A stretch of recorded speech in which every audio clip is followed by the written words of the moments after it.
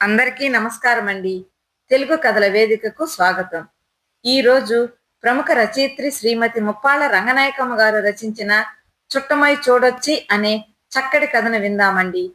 ఈ కథ ఆగస్టు 2, 1958న ఆంధ్ర వారపత్రికలో ప్రచురితమైనది.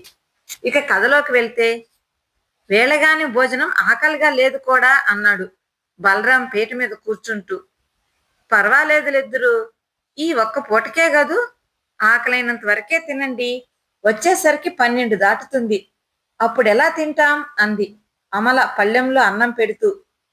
ఏమిటి, అన్నం ఇలా ఎర్రగా ఉంది అన్నాడు బలరాం అన్నం చేతిలోకి తీసుకుంటూ. మొన్న సరళ సేరు బియ్యం బదులు తీసుకెళ్ళి ఇవాళ దంపుడు బియ్యం తెచ్చిచ్చింది. వాళ్ళింట్లో దంపుడు బియ్యమే వాడతారట. మొన్న సమయానికి లేవని మన బియ్యమే తీసుకెళ్ళింది అంది అమల కూర వడ్డిస్తూ. ఈ దంపుడు బియ్యం ఆరోగ్యమే గాని అన్నం మేకుల్లా ఉంటుంది అన్నాడు. సరే గాని మనకు టైం సరిపోతుందా? టికెట్లు దొరకడం కష్టం. డైలీ సినిమాలకే రష్గా ఉంటుంది. ఇలా ఏటుకోసారి సెపరేట్ ప్రోగ్రాం ఉంటే థియేటర్లో కాలు పెట్టడం బ్రహ్మ ప్రళయం. అయినా అంత చిన్న థియేటర్లో నాట్య ప్రదర్శనమేమిటి అంది అమల తను అన్నం పెట్టుకుంటూ. బలరాం వాచి చూశాడు. 7:15. భోంచేసి తయారయ్యి అరగంటలో వెళ్ళిపోవచ్చు. టికెట్స్ తీసి ఉంచమని కృష్ణకి చెప్పాను. అయినా నువ్వు తొందరగా తెమలాలి. నా ఆలస్యం ఏమీ ఉండదు. 5 నిమిషాల్లో రెడీ. నాట్యాలంటే నాకెంతో ఇష్టం. ఈ ఊళ్ళో ఎప్పుడో ఓసారి ఏ వరద బాధితులకో క్షామ నివారణకో ప్రోగ్రాం ఉంటుంది, కానీ మా ఊర్లో అయితే కనీసం వారానికి 2 సార్లైనా నాట్య ప్రదర్శనలుంటాయి. సినిమాల కంటే ఎక్కువ ఇష్టం నాకు. మరి నువ్వెందుకు నేర్చుకోలేదు అడిగాడు. అంత అదృష్టం నా జాతకంలో లేదు. పోనీ చూసి ఆనందించడానికి అవకాశాలుంటే చాలు. ఇంతకీ మనం మాటల్లో పడి ఆలస్యం చేస్తున్నాం అంది. మరేం పర్వాలేదు, కావలసినంత టైం ఉంది గాని ఏ చీర కట్టుకుంటావు? వైటేనా అడిగాడు.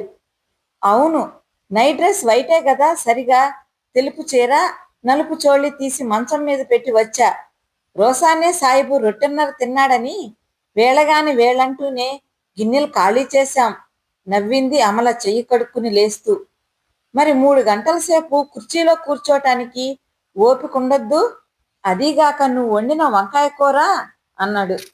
బలరాం, ఏమోయ్ బలరాం, వీధిలోంచి కేకలు వినబడ్డాయి. ఎవరో మీ ఫ్రెండ్ గారు. కబుర్లేసుకు కూర్చోక తొందరగా తెమలండి, ఇంతలో నేను రెడీగా ఉంటాను అంది అమల వెళ్తున్న బలరాం ఉద్దేశించి. అమల బట్టలు కట్టుకుని అద్దం ముందు నుంచుని స్నో రాసుకుంటుంటే బలరాం హడావిడిగా లోపలికొచ్చాడు. ఆయన ఎవరో తెలుసా? నా ఫ్రెండ్ కాదు, నీ చుట్టం.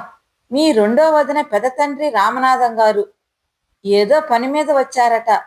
పొద్దుపోయిందని ఈ రాత్రికుండి వెళ్ళిపోవచ్చని ఇక్కడికి వచ్చారట. ఎలా మనం వెళ్ళేది? ఆయనకు భోజనం పెట్టొద్దు? అమల గతుక్కుమంది. మొహం ముడుచుకుపోయింది. వేళాపాళా లేదు చుట్టాలు రావటానికి, విసుక్కుంది. అందుకే అదితి అన్నారు. బావుంది మీ వరస. గృహస్థులు మీరుండిపోయి ఆ అతిథిని రిసీవ్ చేసుకోండి, రుసరుసలాడింది అమల. నాకేం, ఆయన నీ చుట్టమే. దానికేం గాని ఇంకో అరగంట టైం ఉంది. ఒక్క అరసోలుడి బియ్యం 15 గంటలో వండలేవు? కూరలున్నాయిగా. మహా అయితే 10 మినిట్స్ లేట్ అవుతుంది. మానుకోనక్కర్లేదు, ఏమంటావ్ అన్నాడు. అమల మొహం కొంచెం విప్పారింది. లేట్ అయితే ఏం బాగుంటుందండి? మొదట్లో చక్కటి ప్రార్థనా గీతం ఎంత బాగుంటుంది, వినే అదృష్టం లేదు విచారించింది అమల. ముందు ఆయన్నోసారి పలకరించుదువు గాని రా, ఇలా విచారిస్తూ కూర్చుంటే అన్నాడు. అమల గబగబా వీధి గదిలోకి నడిచింది. ఆ ముసలాయన కుర్చీలో కూర్చుని ఏదో పుస్తకం తిరగేస్తున్నాడు. కుర్చీ పక్కన గొడుగు సంచి ఉన్నాయి. అంతా బాగున్నారా మావయ్య గారు? మీరిదేనా రావటం అంటూ నవ్వు తెచ్చుకుని పలకరించింది. ఆయన అమలకేసి చూస్తూ, బాగానే ఉన్నానమ్మాయి, వచ్చిన పని అవక ఈ పూటకి ఉండిపోవలసి వచ్చింది నొచ్చుకుంటున్నట్టుగా అన్నాడాయన. దానికేమండి, ఇదేం మీ ఇల్లు కాదా? మీ అమ్మాయి ఇల్లే అనుకోండి భర్తకేసి చూస్తూ. మీరు మామయ్య గారితో మాట్లాడుతుండండి, నే లోపలికెళ్తాను అని వంటగదికేసి నడిచింది. చీర మార్చుకుని వంట చేస్తే ఆ అరగంట భాగ్యానికి విప్పాకట్ట టైం వేస్టు. అన్నమే కదూ, ఎంతలో ఉడుకుతుంది అనుకుంటూ పొయ్యి రాజేసి ఎసురు పెట్టింది. చక్కగా ఈ పాటకి వెళ్తూ ఉందుము.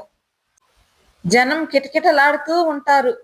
రతి మన్మథ నృత్యం ఎంత బావుంటుంది. చూస్తానో లేదో, అదృష్టం కూడా ఉండాలి. పాపం పొయ్యి గమ్మునే అంటుకుందిలే.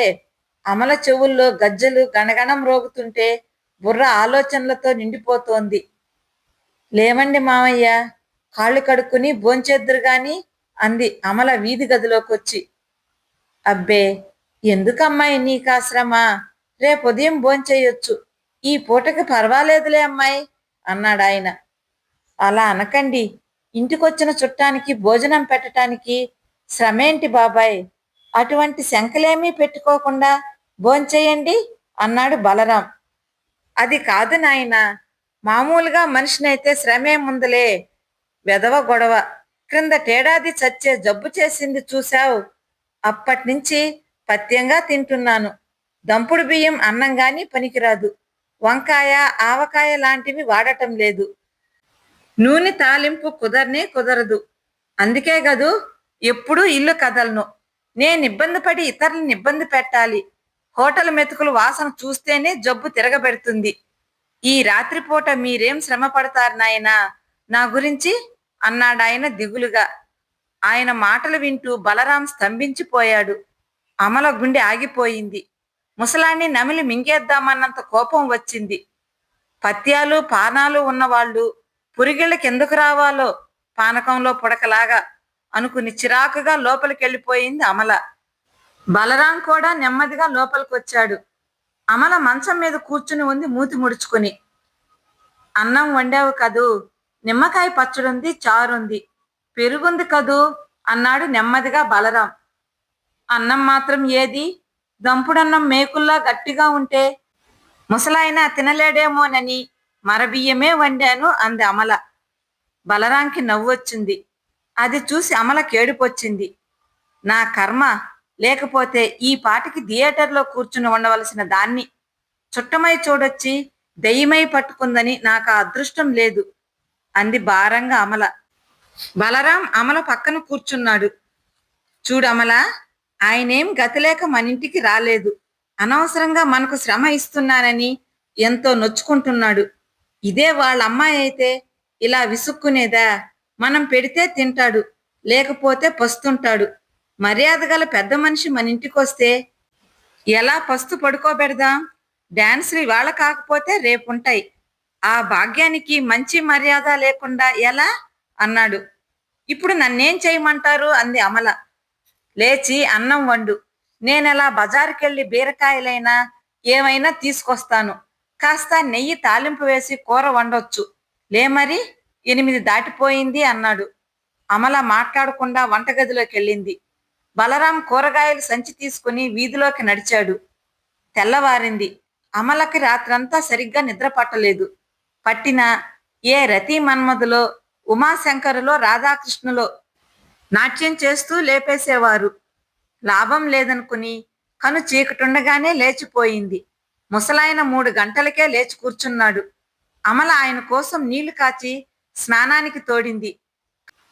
కాఫీ తాగడని తెలుసుకుని అప్పుడే పాల మనిషి తెచ్చిన పాలు కాచి ఇచ్చింది. బలరాం లేవలేదమ్మా అన్నాడాయన పాల గ్లాస్ అందుకుంటూ. లేదు మామయ్య, లేపమంటారా అడిగింది. అతనే లేస్తాడు, పనేం లేదు, వెళ్ళిపోయే ముందు చెప్దామని అన్నాడు. ఇంత పొద్దటే ఎక్కడికెళ్తారు, భోంచేసి వెళ్దురు గాని అంది. ఆయన చిన్నగా నవ్వుతూ గ్లాసు క్రింద పెట్టి జేబులోంచి కొన్ని నోట్లు తీసి అమలకు అందిస్తూ, ఇవి ఉంచుకోమ్మా అన్నాడు. అమల ఆశ్చర్యపోయింది. నాకు డబ్బెందుకు మామయ్య అంది. ఇది డబ్బనుకోకమ్మా, సంతోషంగా ఇస్తున్నాను. అర్ధరాత్రి వచ్చిన కన్న తండ్రికి చేసినట్టు చేశావు. నీ రుణం ఎలా మర్చిపోను? నా కూతురైతే ఇచ్చుకోకుండా వెళ్తానా? తీసుకోమ్మా, నీకు నచ్చిన చీర కొనుక్కో. నేను చీర కొని తెస్తే తీరా నీకు నచ్చకపోతే అందుకని నువ్వే కొనుక్కో అంటూ ఆయన నోట్లు అమల చేతిలో పెట్టాడు. అమల తల వంచుకుని తదేకంగా ఆలోచిస్తోంది. బలరాం ఆవలిస్తూ బయటకొచ్చాడు. వెళ్తున్నానోయ్ బలరాం, ఒక అతనితో మాట్లాడి మేల్కెళ్ళిపోతా. వీలు చూచుకుని మా ఇంటికోసారి రండి. వస్తానమ్మా అమల అంటూ ఆయన సంచి గొడుగు పట్టుకుని వీధిలోకి నడిచాడు. బలరాం మత్తు వదిలించుకుని, అదేంటి బాబాయ్ అప్పుడే వెళ్తున్నారు, స్టేషన్కి వస్తానాగండి అంటూ వెంబడించాడు. వద్దు నాయనా, ఇప్పుడు వెళ్ళకపోతే అతను దొరకడు, పర్వాలేదులే వెళ్తా అంటూ ఆయన చెరచెరా వెళ్ళిపోయాడు. బలరాం లోపలికొచ్చాడు. అమల అలాగే నుంచుని ఉంది. చేతిలో 5 పదులు రెపరెపలాడుతున్నాయి. అంతటి సహృదయాన్ని ఈసరించుకున్నందుకు నొచ్చుకుంటూ చుట్టమై చూడొచ్చి అనుకుంటుంటే కళ్ళల్లో నీళ్లు తిరిగాయి. కథ సమాప్తమండి. కథ నచ్చితే లైక్ చేయండి, షేర్ చేయండి. కథపై మీ అభిప్రాయాన్ని కామెంట్ రూపంలో తెలియజేయండి. మరిన్ని చక్కటి కథల కోసం మన ఛానల్ని సబ్స్క్రైబ్ చేసుకోండి. కథ విన్నందుకు ధన్యవాదాలండి. మరలా మరో చక్కటి కథతో కలుసుకుందామండి. అంతవరకు సెలవా మరి.